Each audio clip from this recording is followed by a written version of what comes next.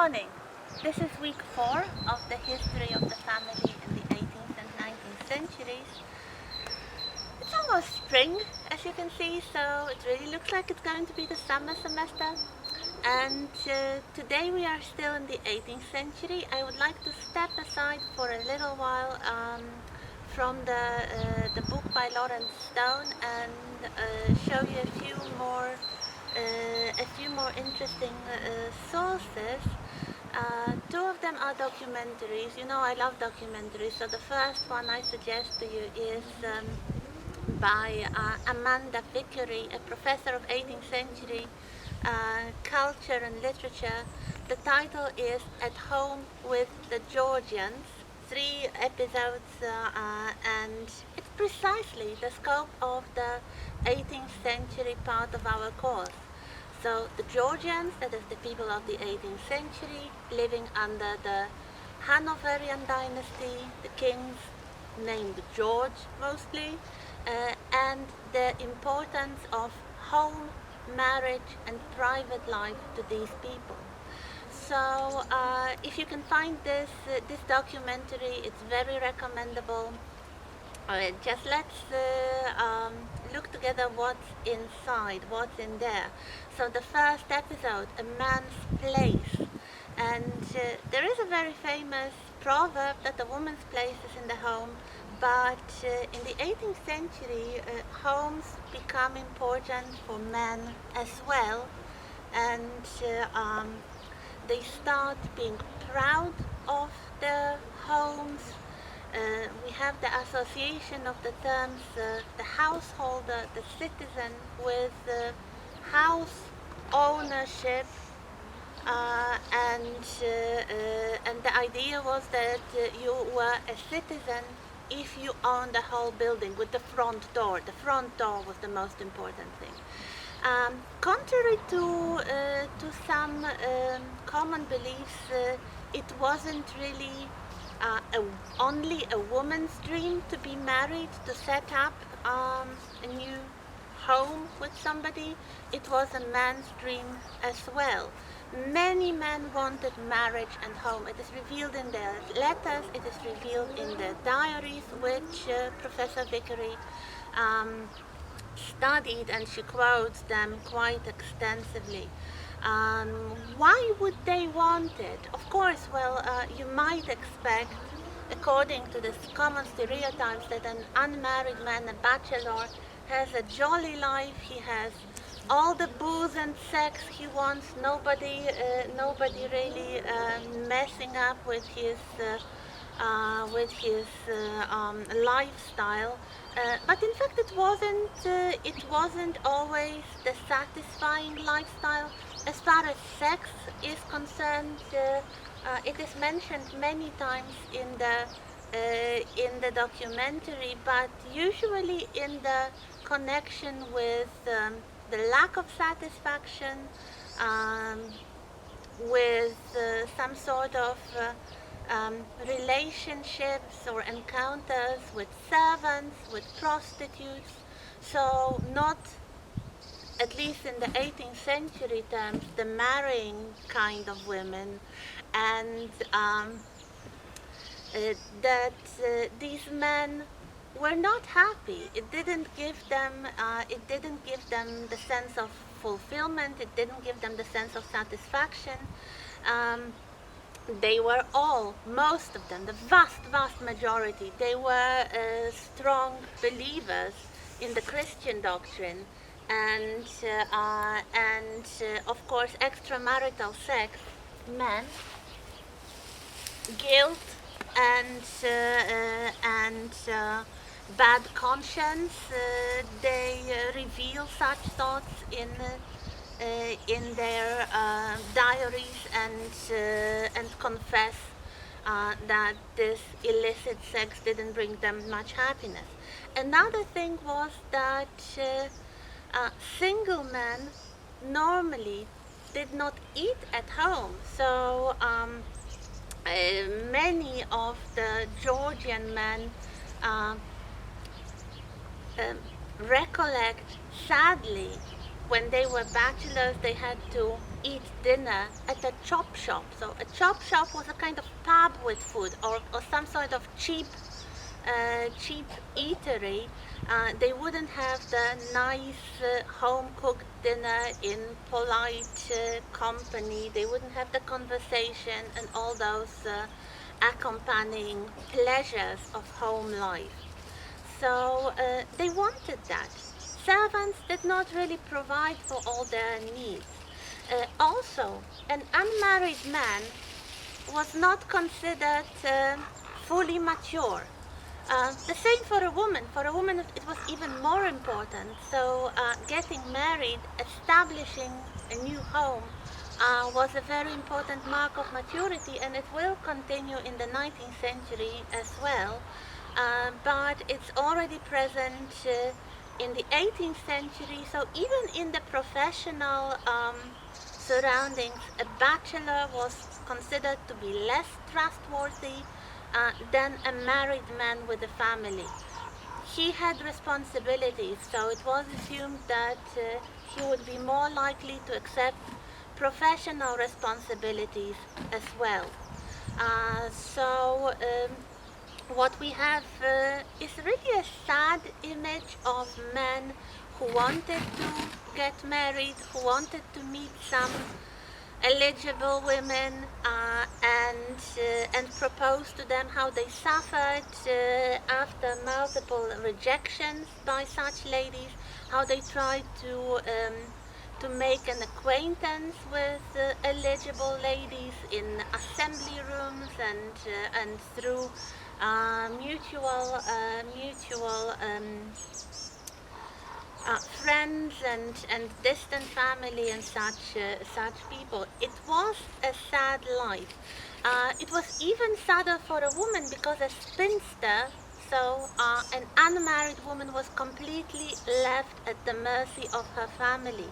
And if she was young, she normally stayed in her parental home, looking after her parents. After their death, she was the burden of her married siblings, especially brothers. This was unfortunately the case of one of the very famous women of the late 18th and early 19th century, that is Jane Austen. She was a spinster, living with her sister and mother, practically at the mercy of her rich married brothers. They paid for the house, they paid for everything. Very Spartan conditions, really. She was not rich because of her talent, because of her being a published author. There is another lady mentioned in this documentary series, and we know about her feelings from her diaries. Her name was Gertrude Saville. She was from a noble family. She lived in a beautiful palace made out of an old abbey, Rumford Abbey, which apparently is now a wedding venue. She lived there with her brother, completely at his mercy. She never felt at home. And she writes in her diaries that her only pleasure, her only consolation in life is her cat. Otherwise, she writes in her diaries repeatedly that she is unhappy, that she is miserable. She probably suffered from depression, if we use a modern term. If you watch the documentary, you will learn that in the very end, her life changed for the better, because she inherited some independent money and estate, so she could move into a home of her own. So even the fact that she was a spinster did not really matter if you were single, if you were rich, and if you had the independent means. But this was a very rare case, and of course spinsters were ridiculed, and Professor Vickery shows all kinds of cartoons of spinsters with cats. So the stereotype of a middle-aged or older lady being a kind of crazy cat lady starts in the 18th century. This is not a modern invention. This is not even a Victorian invention, although there were quite a few stereotypes about cat owners in the 19th century as well. But it really starts as early as the 18th century. The stereotype of a single crazy cat lady. So that's what we have in the second episode, entitled A Woman's Touch. We have the discussion of a very important aspect of private life in the 18th century. That is the design, the domestic design, furniture, visiting, politeness, the custom of tea drinking and inviting guests to your home. The general idea in the 18th century was that once you married, once you established a new household, the inside of the house was the responsibility of a woman. So she would choose the furniture, she would oversee the remodeling, wallpaper on the wall. She would basically choose the decorations. This was part of her skill as a wife. So being a wife was not really fully decorative. She had some serious responsibilities, like for the interior design and of course for entertaining of the guests. The man, the husband, on the other hand, was responsible for the outside of the home, so the gardens. We have the new style of gardens in the 18th century. Let this ambulance pass.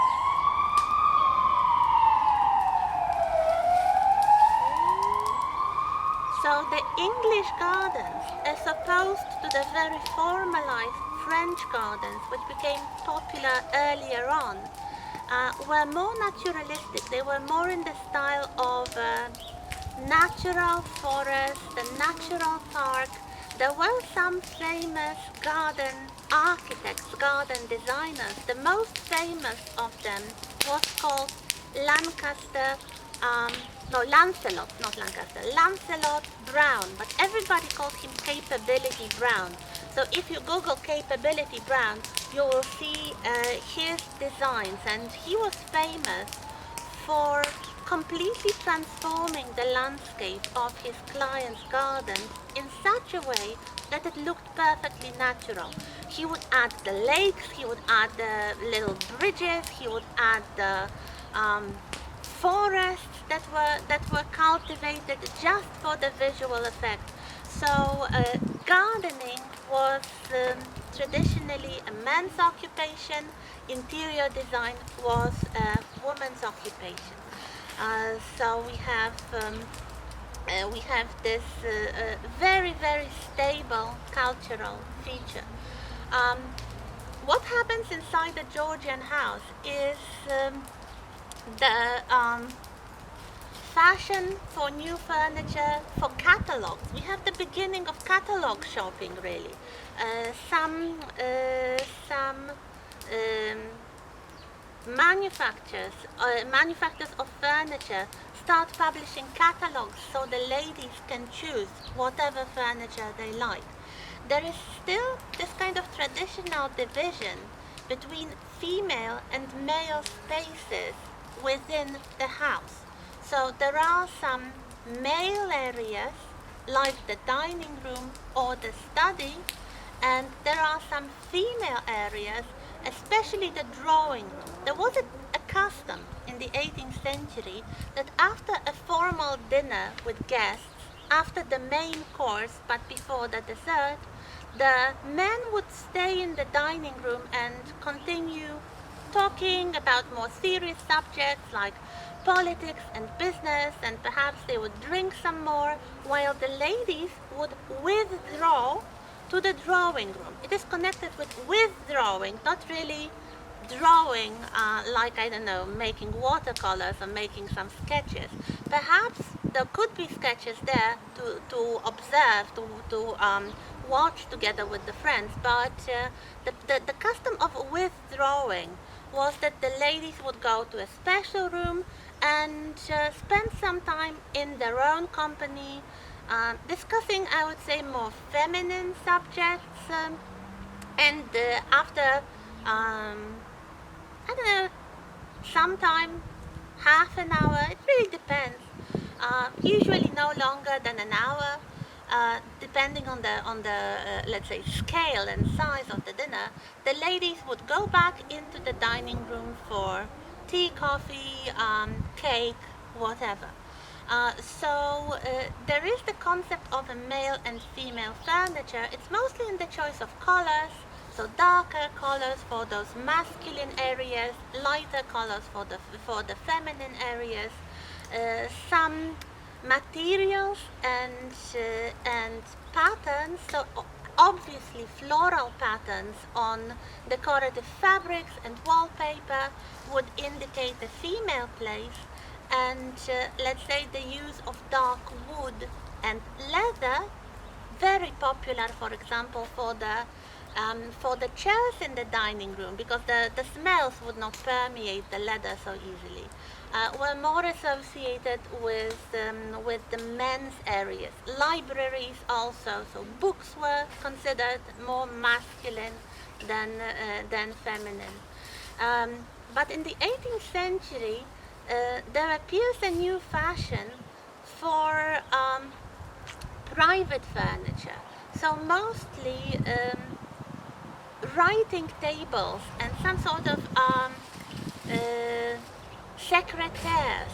So small or not so small, private pieces of furniture with a lot of secret drawers and little shelves, and sometimes even the locks that the owner would hold the keys to. So this need for privacy that we discussed last week is expressed through furniture.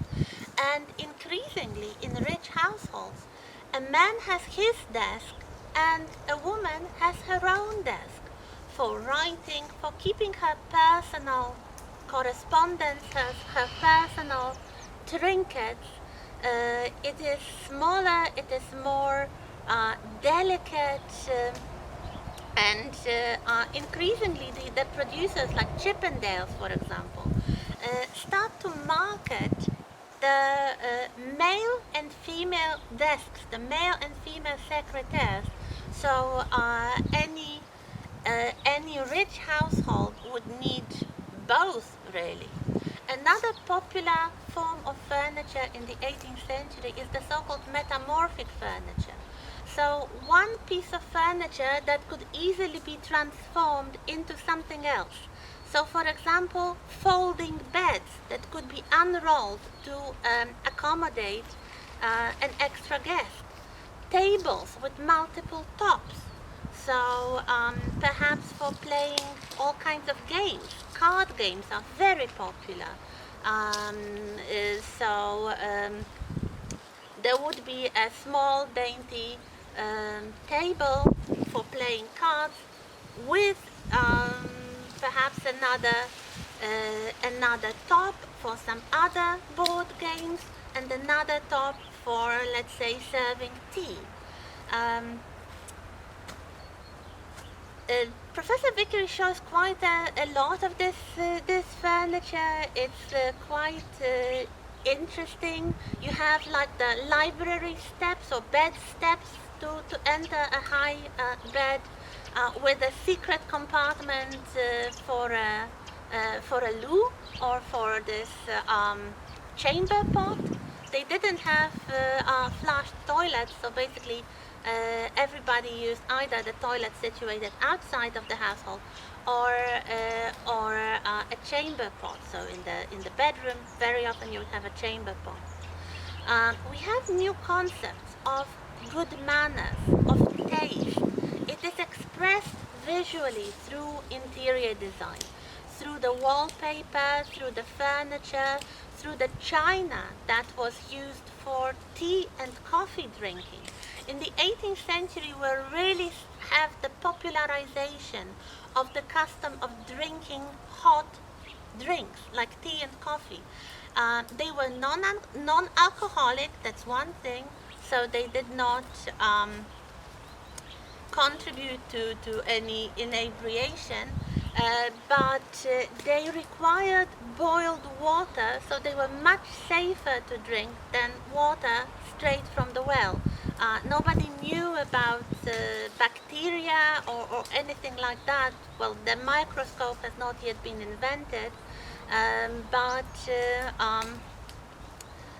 because the custom of tea and coffee drinking popularized, absolutely, I would say the health of the society improved, even though they didn't know why, because they started drinking hot drinks that required boiled water. Tea especially is very popular.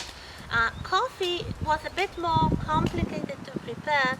It is confined, at least at first, to the coffee houses, so like the new cafes, which were intellectual centers. We'll talk about them perhaps next week some more. The idea of tea drinking is connected with accepting visitors at home. So a lady would invite her friends, other ladies from the polite society, and of course she would expect them to notice and comment and perhaps even judge her taste in interior design. This is the time of fashion and elegance and polite conversation, good taste in everything. This is the moment when female accomplishments start to be very popular. So any kind of handicrafts, mostly involving needlework, so embroidery, lace making, but sometimes making images out of cut paper. We'll talk next week about one lady who elevated this skill to the form of an art, or any kind of handicrafts like making quilts, for example, so quilted bed covers of reused fabrics. They showed the skill and also the virtue of a woman. She was being absorbed in ladylike accomplishments, in ladylike pastimes.